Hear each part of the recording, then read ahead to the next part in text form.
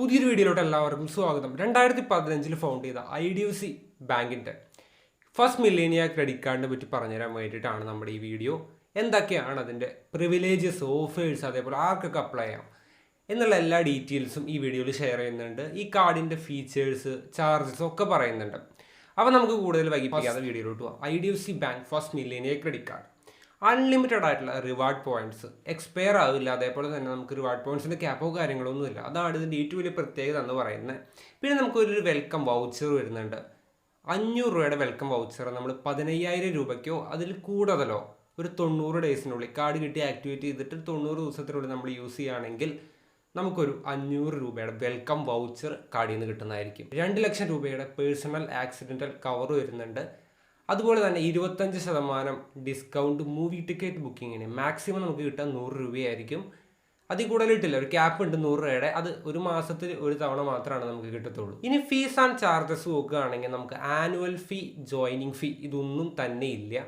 അതുപോലെ തന്നെ നമുക്ക് ഇൻട്രസ്റ്റ് ഫ്രീ ക്യാഷ് വിഡ്രോവൽസ് കിട്ടും. നമുക്ക് നോർമലി ഒരു ക്രെഡിറ്റ് കാർഡിൽ നിന്ന് നമുക്ക് ATM പോയിട്ട് ക്യാഷ് വിഡ്രോ ചെയ്യുകയാണെങ്കിൽ അതിന് ഫീസ് ഉണ്ട്, ചാർജസ് ഉണ്ട്, ഇൻട്രസ്റ്റ് ഉണ്ട്. പക്ഷേ നമുക്കിത് ഇൻട്രസ്റ്റ് ഫ്രീ ആയിരിക്കും. നമുക്ക് ക്യാഷ് വിഡ്രോവൽ ഇൻ്റർനാഷണലും ഡൊമസ്റ്റിക്കും ഏത് ചെയ്യുകയാണെങ്കിലും ക്യാഷ് വിഡ്രോവൽ ചെയ്യുന്നതിന് ചാർജസ് ഇല്ല. അത് ഇതിലൊരു ഹൈലൈറ്റ് ആയിട്ട് തോന്നി. ഓവർ ലിമിറ്റ്, നമുക്കിപ്പോൾ കാർഡിലുള്ള ലിമിറ്റിനൊക്കെ കൂടുതൽ ഓവർ ലിമിറ്റായിട്ട് യൂസ് ചെയ്യുകയാണെങ്കിൽ ഒട്ടുമിക്ക ബാങ്ക്സിൻ്റെ ക്രെഡിറ്റ് കാർഡിനും അതിനൊരു ഫീ ഉണ്ട്. പക്ഷേ ഇവർക്ക് അതില്ല, അങ്ങനൊരു ഫീ ഇല്ല. അതേപോലെ റിവാർഡ് റിഡംഷൻ ചെയ്യുകയാണെങ്കിൽ അതിന് നിങ്ങൾ യാതൊരു തരത്തിലുള്ള ഫീയോ ഒന്നും കൊടുക്കേണ്ട ആവശ്യമില്ല. എലിജിബിലിറ്റി എന്ന് പറയുന്നത് 21 വയസ്സായിട്ടുള്ള ഒരു ഇന്ത്യൻ സിറ്റിസൺ ആയിരിക്കണം. അവർക്ക് ഇവിടെ കറണ്ട് അല്ലെങ്കിൽ പെർമനൻ്റ് ആയിട്ടുള്ള ഒരു റെസിഡൻസ് ഉണ്ടായിരിക്കണം. അതുപോലെ ആധാർ കാർഡ്, പാൻ കാർഡ്, പിന്നെ നിങ്ങളുടെ ഇൻകം വെരിഫൈ ചെയ്യണം. അതിനായിട്ട് നിങ്ങൾക്ക് മിനിമം ഒരു ഇൻകം മന്ത്ലി 25,000 രൂപയുടെ മുകളിൽ നിങ്ങൾക്ക് വേണം.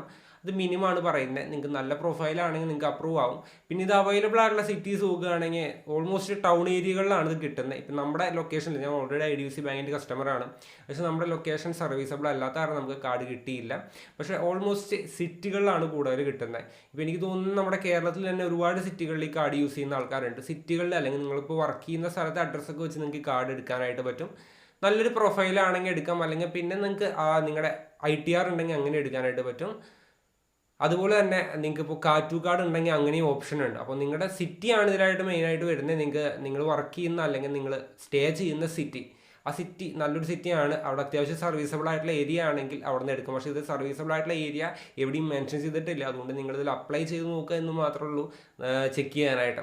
അപ്പോൾ ലിങ്ക് ഡിസ്ക്രിപ്ഷനിൽ ഉണ്ടാവും, ഈ കാർഡ് അപ്ലൈ ചെയ്യാനുള്ള ലിങ്ക്. നിങ്ങൾക്ക് അവിടെ പോയി കാർഡ് അപ്ലൈ ചെയ്യാം. അപ്ലൈ ചെയ്തതിന് ശേഷം നിങ്ങൾ വെരിഫൈ ചെയ്യുക, ഇൻകം വെരിഫൈ ചെയ്യുക. അതുപോലെ തന്നെ കാര്യങ്ങളുടെ ഡീറ്റെയിൽസ് ഒക്കെ കൊടുത്ത് അത് വെരിഫൈ ചെയ്യിപ്പിക്കുക.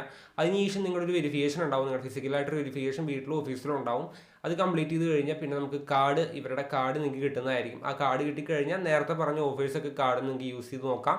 ഇതാണ് IDFC ബാങ്കിൻ്റെ ഫസ്റ്റ് മില്ലേനിയ ക്രെഡിറ്റ് കാർഡ്. അതുപോലെ തന്നെ ഇവർക്ക് 3 വേരിയൻറ്റ് ക്രെഡിറ്റ് കാർഡ് കൂടെയുണ്ട്.